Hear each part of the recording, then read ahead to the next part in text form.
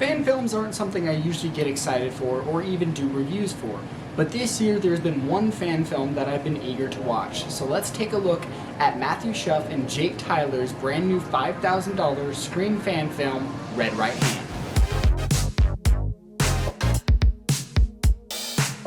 A wave of murders by the infamous Ghostface strikes the quiet college town of Windsor for the first time in over 20 years. A pair of amateur filmmakers turned killers come face to face with a threat greater than even themselves. This film is written by Matthew Schuff and Jake Tyler, so with that being said, let's take a look at the directing for Red Right Hand. Overall, this film is a blast, and I would say anybody who's a fan of the Scream franchise would get some enjoyment out of this film at the very least. The film definitely has a direction that it's striving for, although there are some hiccups along the way. I do think it mostly succeeds in telling that direction and telling the story at the end of the day. If there were any major issues with the film, there is one scene in particular that the audio isn't quite matched up with the visuals, and I did go back and rewind it, I refreshed my Wi-Fi, and it did seem like it was an issue within the film. But with that being said, this is again a $5,000 fan film, and I just, I kind of brushed over that. It was one moment in the film, one smaller, I think it was like a 30-second, maybe 40-second max chunk of a scene. So again, it didn't take too much out of the film for me. But yeah, just some dialogue, writing issues that just, felt a little bit not as polished as they would have liked. But I still think, again, if you're a fan of the Scream franchise, you're going to have some fun with this film. Another issue I had is I feel like they had a big missed opportunity with hammering down the reveal of the final killer and specifically revealing that character's motive. I don't feel like that killer had a real motive presented, and if there was, it flew right over my head. But with that being said as well, I wasn't able to solve the killer or the killer reveal until about 5-10 minutes before that killer was actually revealed. So I thought it was, overall really well done and an entertaining story. Moving on to the cast and the characters, I gotta say I was pleasantly surprised with Red Right Hand's performances. If I remember correctly, most of these actors do not have previous acting experience. With that being said, they deliver mostly believable and engaging performances throughout. If there is one character that absolutely shines throughout the film, that is the character of Jamie. That is also simply because this character does get the most sort of development and screen time, and he's just a wild fucking weirdo. So it's engaging for the entirety of the runtime, the entirety that you're watching Jamie do his thing. It is engaging and it is entertaining.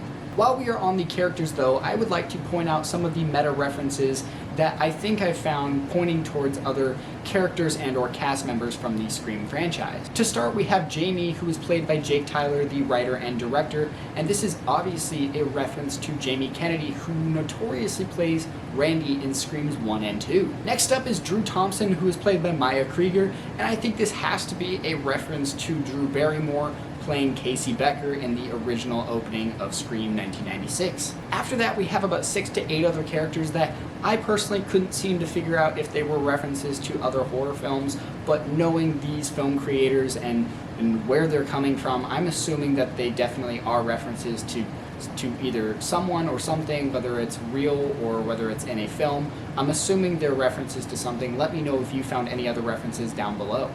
The story in Red Right Hand is extremely simple, especially when going back to rewatch. The film is not simple in a bad way. On the first go around, I was completely engaged in Jamie's character and also trying to figure out who the second killer might be. I was just so engaged and so caught up that I did miss quite a few of the, more obvious signs within this shorter fan film. And as for the telling of the story, there might have been some awkward cuts and transitions along the way, but overall, I felt like we as the audience got what we needed to understand the story. There wasn't any necessarily bits that I felt like were taken out that were like, okay, well, where does this lead? Again, like I said, maybe just a little bit more hammering down the motive and the exploration of the reveal of that second killer. That would have brought the story up a little bit higher for me. But overall, again, like I said, it is purely entertaining. There's also an awesome dream sequence that reminds me of Sidney's visions in Scream 3, while also being something completely new, something completely different that we have absolutely not seen in the Scream franchise before. So that was really cool. And again, another complaint that I feel like I had with the story, this might actually not even fall into being a complaint about the story. It might just be a complaint more so about the budget and the location, and that's just, it feels like this film is more set about high school students than it was the students of Windsor College, because of the fact that they're living in like a neighborhood. It just gave off the high school vibes, and again, that's most likely due to the film's budget.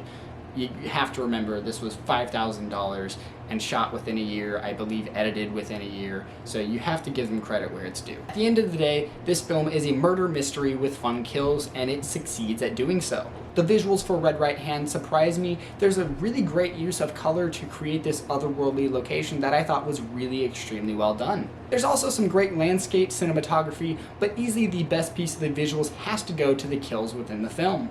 I won't go into spoilers, but 2 of these kills specifically had me laughing out loud in joy, but also just admiration for these filmmakers at creating such visceral kills on such a small budget. Moving on to the score for Red Right Hand, I do feel like these sounds were really well done. However, some of the more intense riffs during some of the more intense heightened sequences, I felt like they could have been polished up just a little bit more, but that also might have been a creative choice to go along with this grungier version of Ghostface. I do wish we got to hear the song Red Right Hand, considering that's the title of the film. If I missed it somehow, please let me know down in the comments below.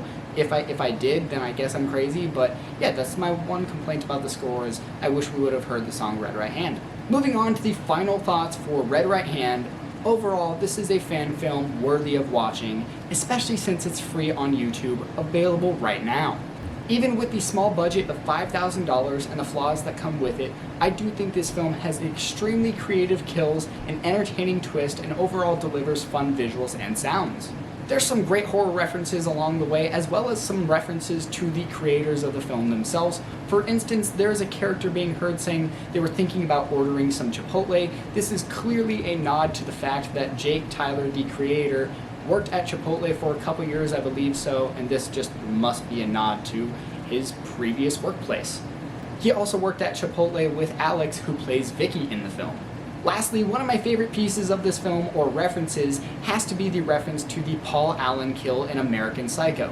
That's where I will leave this review off, because I think anybody with a slight interest in seeing this film should just go watch it and enjoy the madness that is Red Right Hand.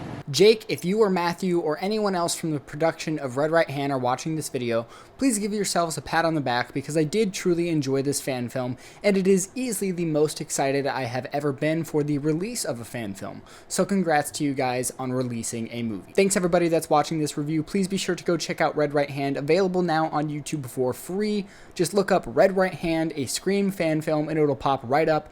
Can't elaborate enough. It is just an absolute blast of a time, and just grab some friends, grab some popcorn, grab a couple drinks, have some fun. But coming up next on the channel, we have my top 10 horror films of the year, as well as my top 10 kills of the year throughout all of film, not just horror, just my top 10 favorite movie kills of 2022, as well as my top favorite Christmas movies of 2022.